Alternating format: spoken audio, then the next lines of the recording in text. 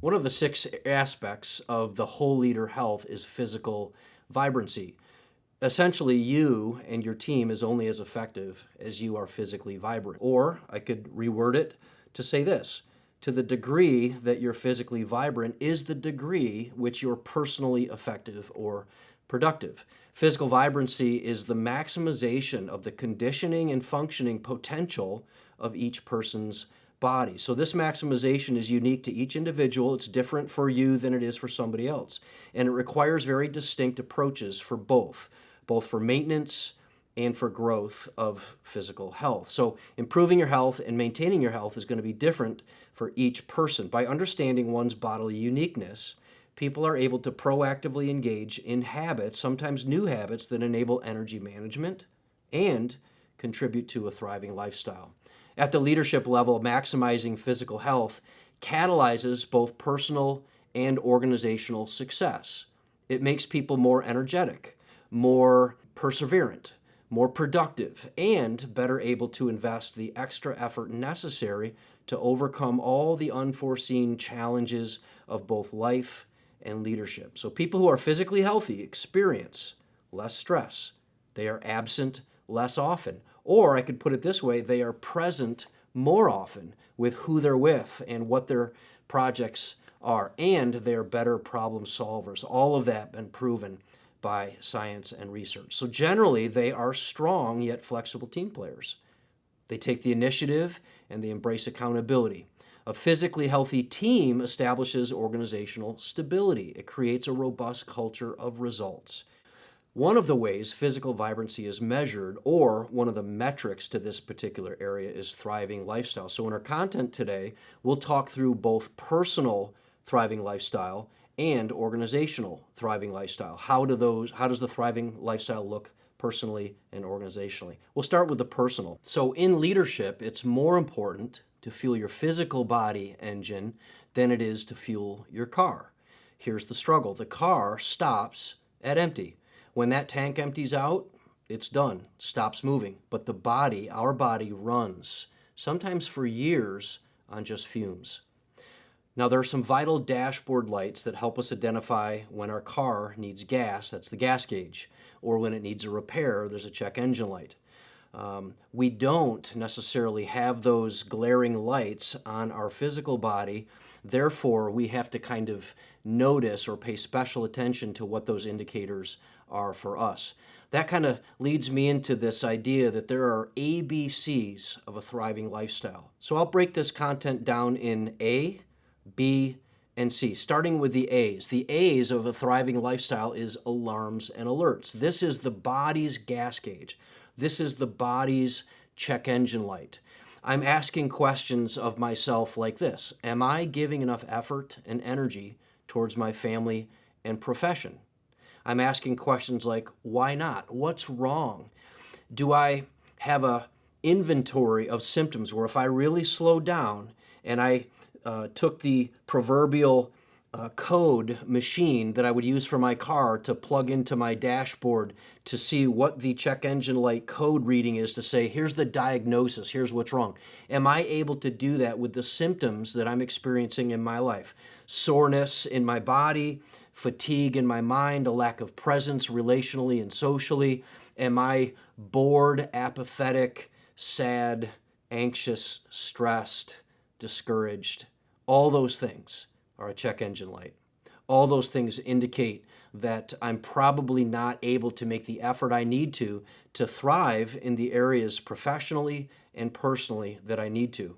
We ask questions like, what potential negative life outcomes am I experiencing or might I experience that are absolutely avoidable?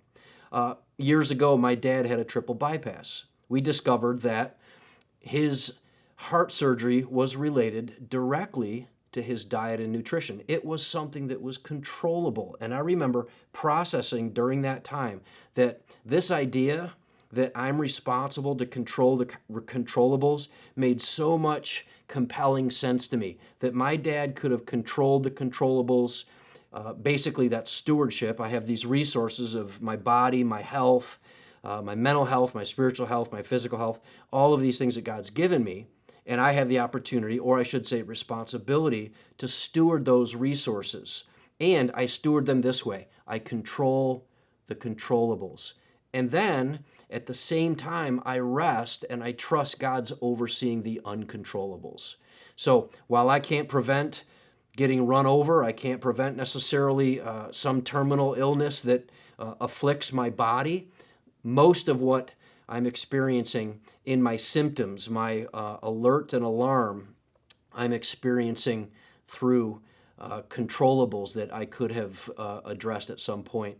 And I ask myself, what do I want? What's the vision? What can I see? Is there someone who's thriving? And when I see them, I think to myself, I want that. I remember how this hit me when years ago I made this transition from Fat Dan to Fit Dan, and I had $75 worth of per month of allergy meds on my dresser. I would see stars when I would stand up after tying my shoes. And back then, it wasn't unlikely for me to visit Burger King for the croissant combo meal 3 times a week and then drink a 2-liter of soda every day, half in the morning till lunch and then half after lunch till dinner.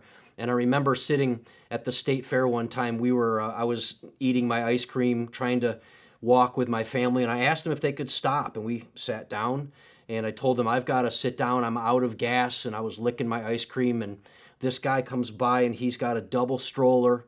One kid on his back in his backpack, another kid holding onto the stroller. The double stroller has 2 kids in it. He's super fit. He's my age, and he's whizzing by me while I'm sitting on the bench. All my family's standing around me, and I'm licking this ice cream thinking, that dude is really super dad.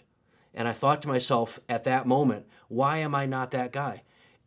When did I get in this condition? And I don't recall thinking before that moment in time, I should not be in this condition. This condition's going to kill me. And so this is, as odd as it might sound, that guy walking by me was the beginning of the catalyst where I got a vision for what it could look like to no longer be sick and heavy and sad. In other words, another way of saying that is at that point, the pain of staying the same hurt more than the pain of getting healthy. So I had a vision. I want that. And that's what we're thinking when we say the ABCs, and you think of the A in this particular metric. The A is alertness and awareness. I'm alarmed by some things and I'm aware of some things. What am I aware of? I have a vision. I can see myself thriving in my lifestyle, and I have an area that I can start focusing on. And that area, those areas are going to be our B, beliefs and behaviors. Starting with this question, what is my conviction? What is my conviction about my overall life, health, and fitness? I mentioned one earlier that developed for me, and that was that all the resources that I have, my body, my physical health, my time, my talent, that's a resource that God's given me, and it's a stewardship question. And I start to develop this conviction in me that says, God's given me these resources, and it's my job not just to steward the church, not just to steward the church's finances, not just to steward the time of people that I'm leading, but I'm responsible to steward my own resources. And I start asking questions like this. What are best practices? What is the fundamental beginning point? And I realize there is a starting point. It's the foundation, and it's probably overlapping in some of the other areas of this particular health area. And those are specific, and they're very concrete, and they're very measurable, and they are sleep, activity, water, nutrition, then you subtract added sugar. Sleep plus activity plus water or hydration plus nutrition minus added sugar. Those are the foundation pieces to start to thrive physically, emotionally, mentally, spiritually. Another question, what's working for others who are thriving? Take a look and see, and I start to recognize the behaviors and the beliefs of other people that's really working from them, and what's helping them experience the lasting success that they're experiencing. Someone I admire, maybe a mentor, someone who's helping me along, or I'm watching from a distance. How are they experiencing the lasting success that they're experiencing? For me, I came across CrossFitters who were increasingly fit and crash dieters who were consistently crash and burn. With CrossFitters, the more they age, the more fit they become. If lifelong fitness is working for them, I believed and was convinced very, very easily that it could work for me. So C, A is alerts and awareness. What's my vision? What are my symptoms? What's going wrong? What do I have to fix? B is beliefs and behaviors. What are convictions that I have? How do I start to function now? And the C is calendar and cost. Well, what does that mean? It means I'm asking this question: what's going on in my calendar right now? For example, do I drink water regularly, or do I need to put an automated alarm on my phone that reminds me drink water?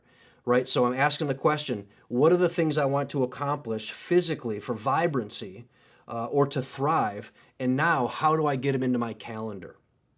I might have to automate other things. I might have to automate or put into my calendar the most important aspects of my life to help me kind of build this thriving lifestyle. What life-changing habits and routines do I need to block off? I always think of it like a Jenga tower. Our whole life of leadership and our whole life individually is like a Jenga tower.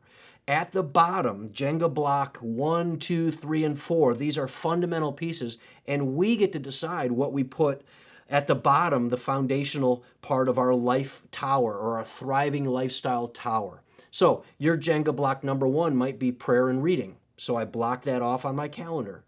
Jenga block number 2 might be a half-hour walk or a trip to the gym. That's going to be blocked off in my calendar, automated, showing up and notifying me and reminding me that I had planned this, I had envisioned this, and now I had finally gotten it into my thriving lifestyle.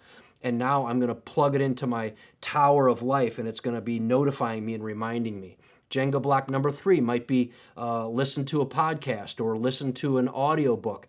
I'm going to put that on my calendar. I'm going to block it out of my life. I'm going to prioritize everything else around that. And when I'm listening, when I'm taking my commute, I'm listening to the podcast and to the book that I selected, that I proactively wanted to consume. And now it's right there in my calendar. Another Jenga block might be number 4, Sunday night meal prep. Jenga block number 5 might be early morning sermon prep, teaching prep, any kind of content that you have to create. Here's the bottom line, that whatever your Jenga tower is, you get to pick what's at the bottom, and you need a calendar to do that.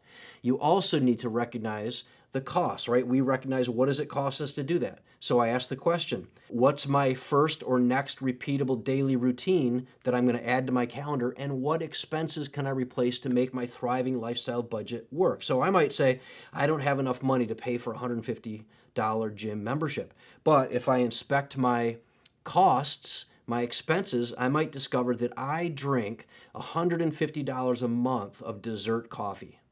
It's a habit. I don't even think of it. I consume it. It's a part of my routine. And when I look at the cost of that, it's exactly what it costs to have a monthly CrossFit membership or a gym membership. Some gym memberships are $10 a month. So the question is, how can I take these expenses related to a thriving lifestyle and make sure that I don't just work them out in my calendar, but I also consider those costs? I might spend $200 a month eating out. What can I replace in a thriving lifestyle that helps me eat out less and increase my thriving lifestyle? Cable TV, $150, $175, I have no idea. I cut the cord. But what does that cost, and how can what can I replace that cost with, even if it's maybe a one-night getaway in a hotel every month? Maybe it's a lunch date with a couple of colleagues of mine who inspire me and so on, and I'm adding that cost, but I'm not adding it on top of my expenses, I'm replacing expense. My hope is that you can see that the pain of change to get to that thriving lifestyle that you can envision is less than the pain of staying stuck, staying the same, and being trapped where you're at.